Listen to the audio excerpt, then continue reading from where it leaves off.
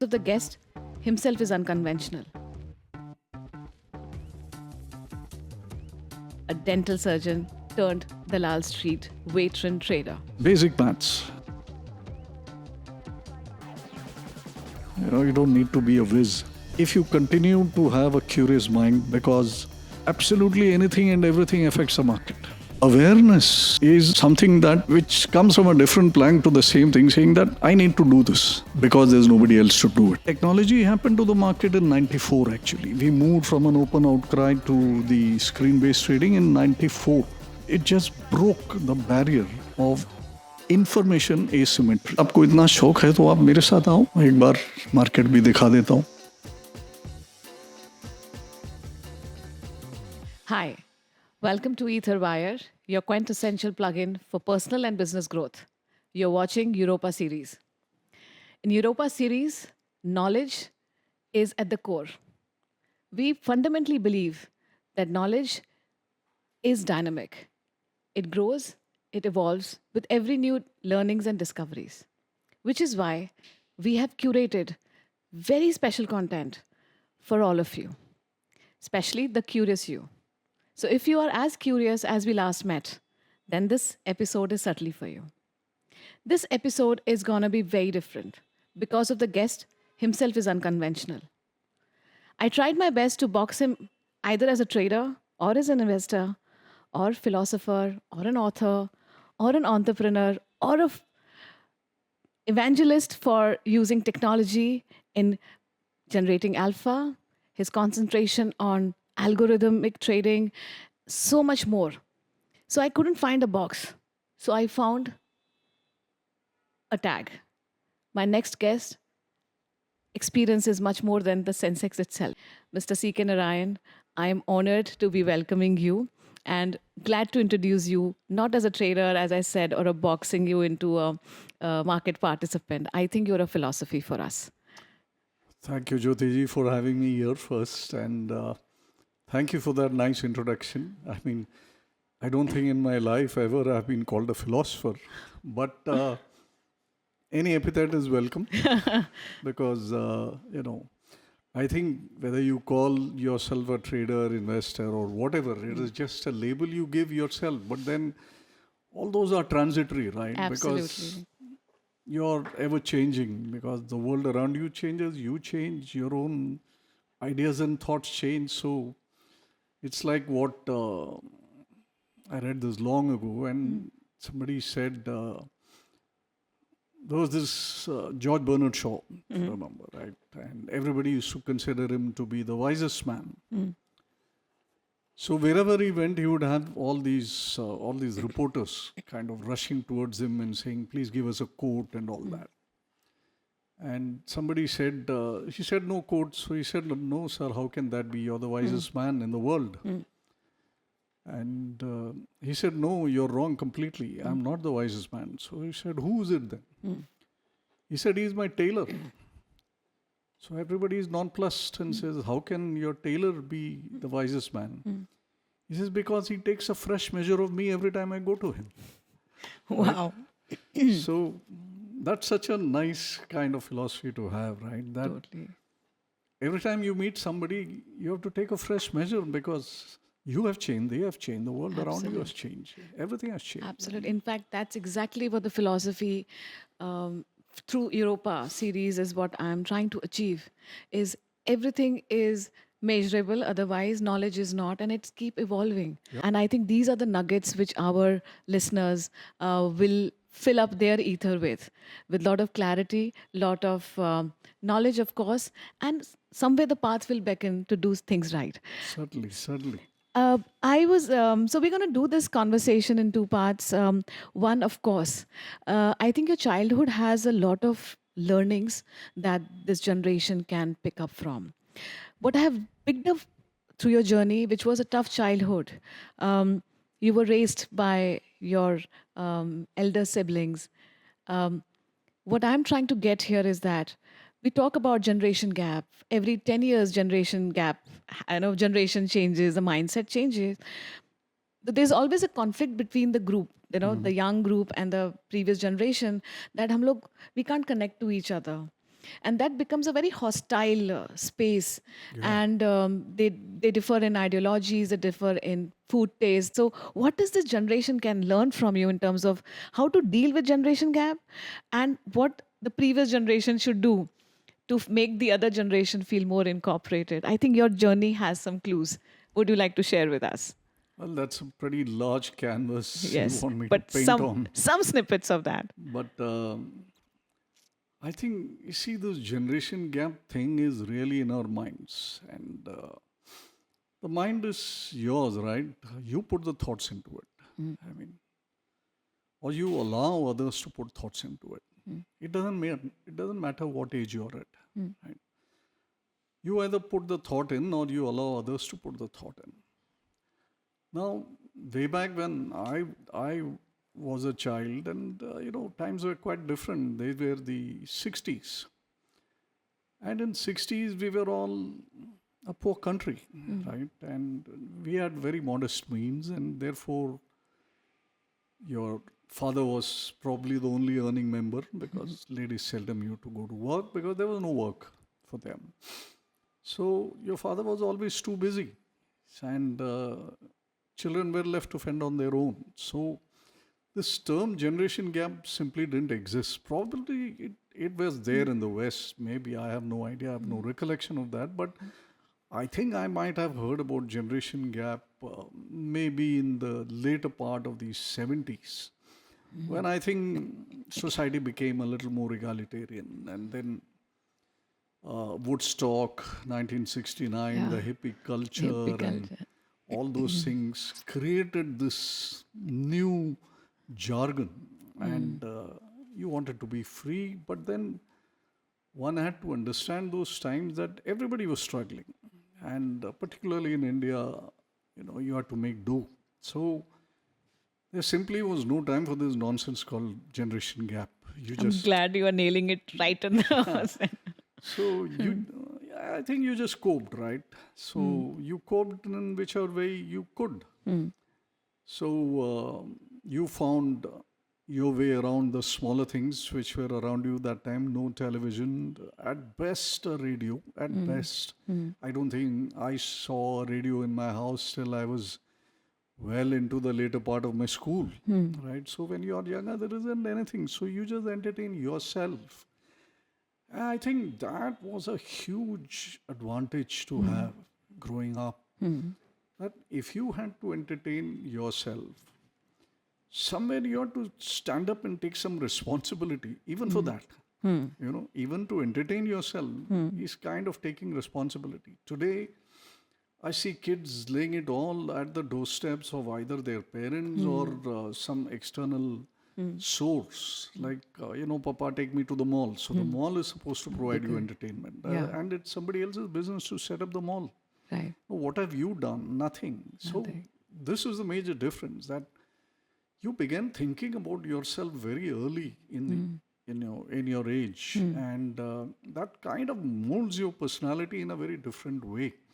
So I think children who are the product of the late 50s and early 60s, early 70s even, I think since they were bereft of all these distractions which are there in current life today, particularly this mobile stuff, and I think that made us go towards finding ways and means in whatever was available. So we didn't make demands. We just looked around and what was there available. Right. I remember when we used to play cricket as kids,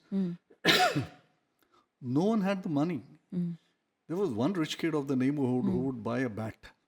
Or replace the ball with its No, the ball was cheap, right? Cheap, and okay. We could make balls also. We would cut that cycle tube, then just string it together on a stone, and it would become a ball. But you can't make a bat. But even that, we did some jugaad of getting the local carpenter to do something. But then we would be very creative in doing all that. Today, the minute a boy says that I want to play cricket, off the parents go to the sports shop and buy the whole kit and caboodle at one go. Right. And then 3 months later, the boy says, no, I don't think I want cricket. I think I'll play basketball or something. because he's been watching LeBron James or stuff So like that on the goalposts are TV. shifting So of there's hobbies. And too much distraction, right. and therefore not sufficient focus. I think the biggest discerning factor of people who go on to success and people who do not is this ability to bring some focus into what they are doing. I think we are talking something very interesting here, and you brought this up, and we'll go a little deeper in this space. No, So, every parent does understand the child, of course, yeah, because at the core of it, there is nothing more dear to you than your child, right? right, Except some exceptions, maybe they're forgetting them as a Right. rule.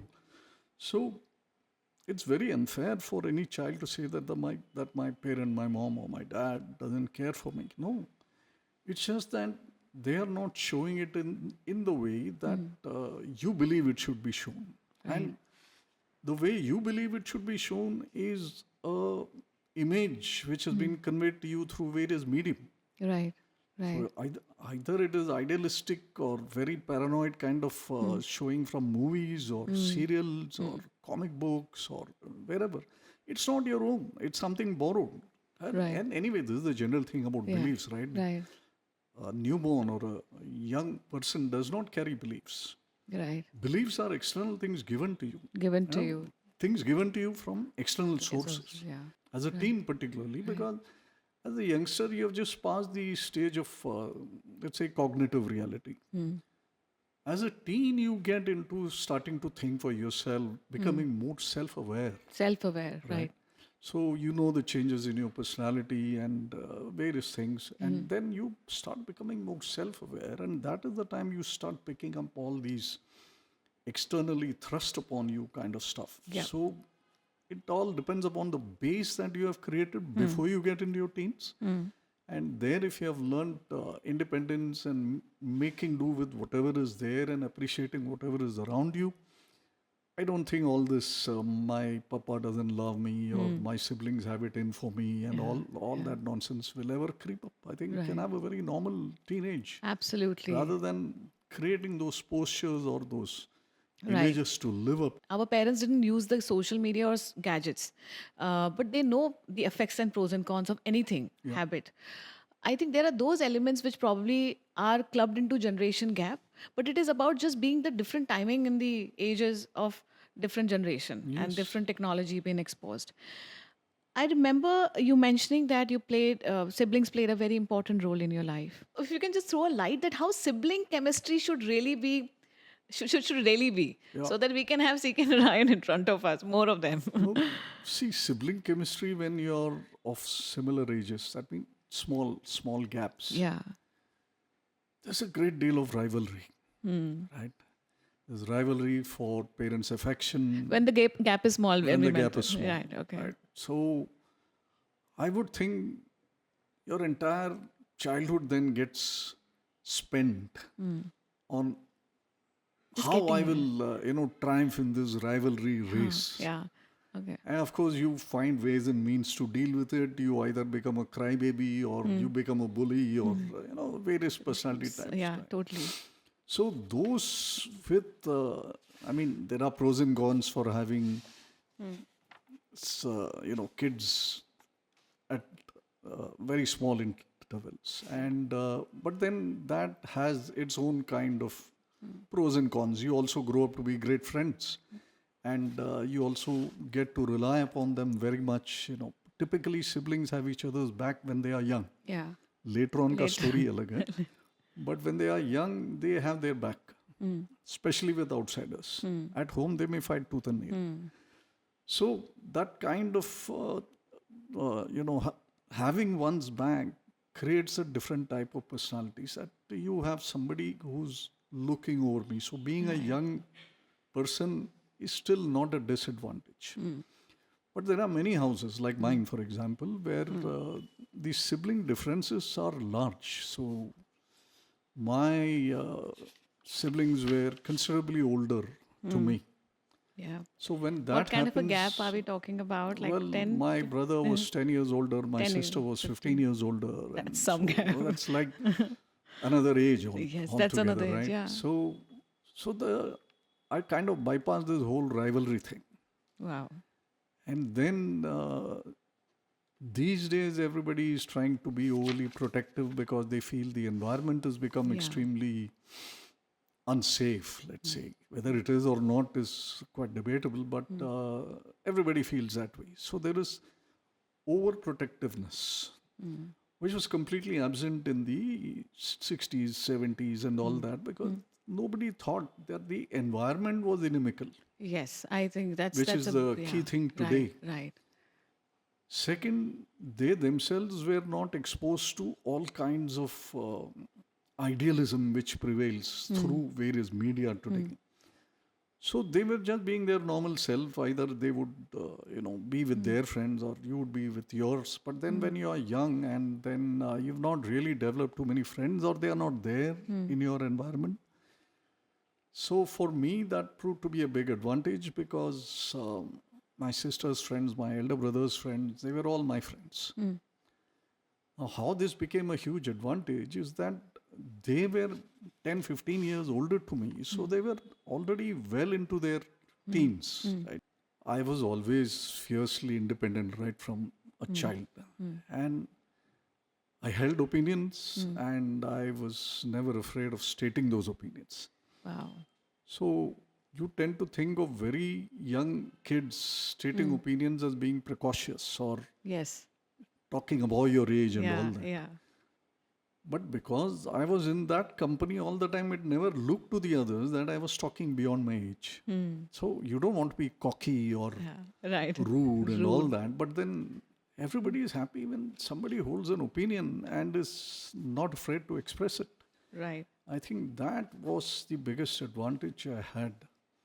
And that developed a trait of not being afraid to speak up Speak up. at any I think the place. confidence of adult is basically about knowing yourself so well. You know your personality by then. And you know what you want, What you want. what you like. So yes. So while you were still a kid age, but the environment of adult and adult friends and your brothers being elder to you, I think we are talking about not just age, the environment Yes. that led you to Yes. develop traits which are quite similar to what comparable to an adult, It's the mature environment thoughts. which really Yeah, builds character, right? absolutely. You have your intrinsic gene pool and all that, Yes. but it's the environment which shapes your character.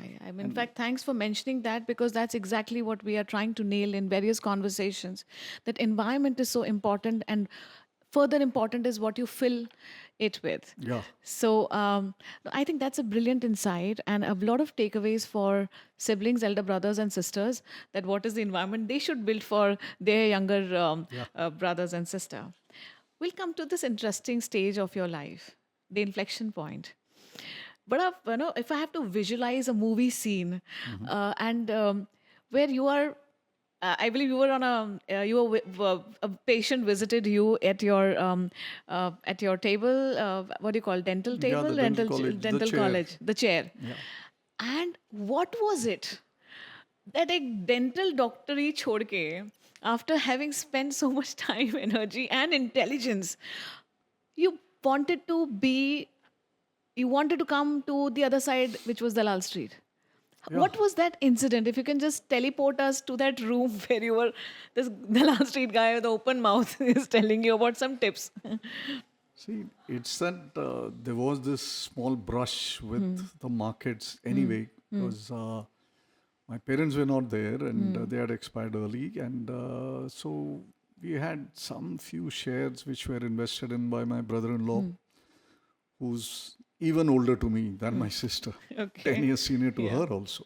Okay. So he was his word was writ, right? Because he was the eldest. Yes. And he had invested it into stocks, and then there was nobody. My brother had moved away, and my other brother also got transferred.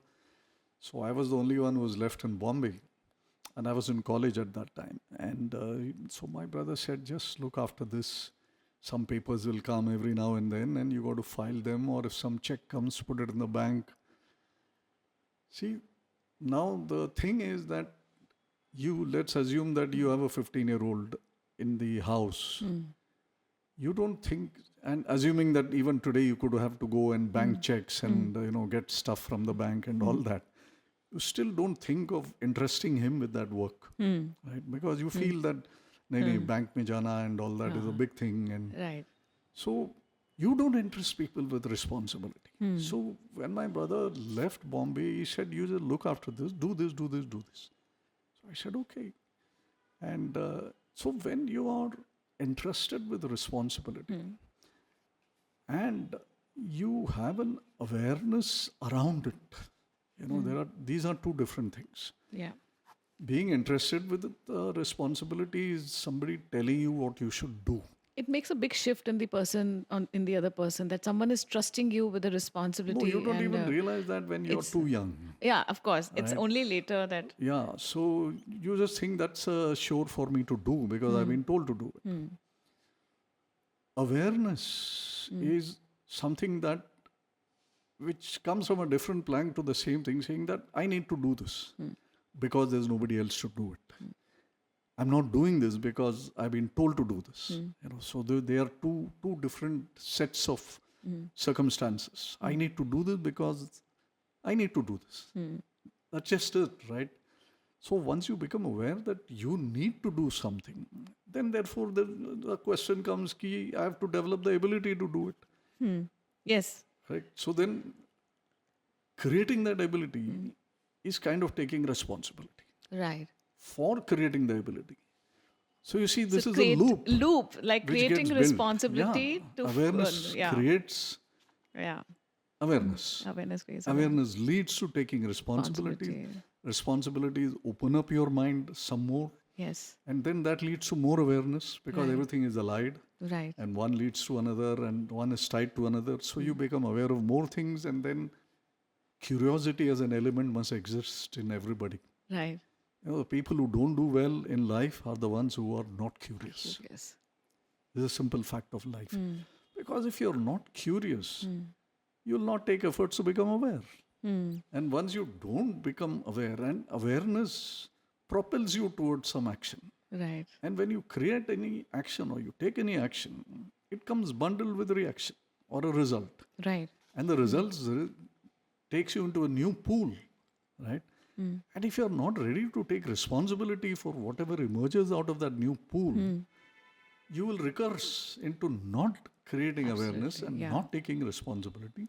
And then you lead such a dull life which persists all the time, all the way till you die. Totally. Yeah, So thousands of such examples in your life where people refuse to be curious. A child is naturally curious. right. That's how the whole thing flows. In fact, you have raised a very important point that, in fact, I've heard that if you can make something out of your kid, make him a curious kid. Yeah. But It's you the know, innate nature of a it's child. in a nature of a child. And but when you're a student asking a lot of questions, you are not entertained by teacher. You're not you're disliked by teachers sometimes. They don't have eye contact with the student. He will gonna ask me a question. Yes. Parents also, I've seen parents where ये question बहुत ज़्यादा पूछता है. अरे बच्चा curious है यार, 4 question और पूछने दो. But what you're mentioning is that curiosity, responsibility, awareness, and other things.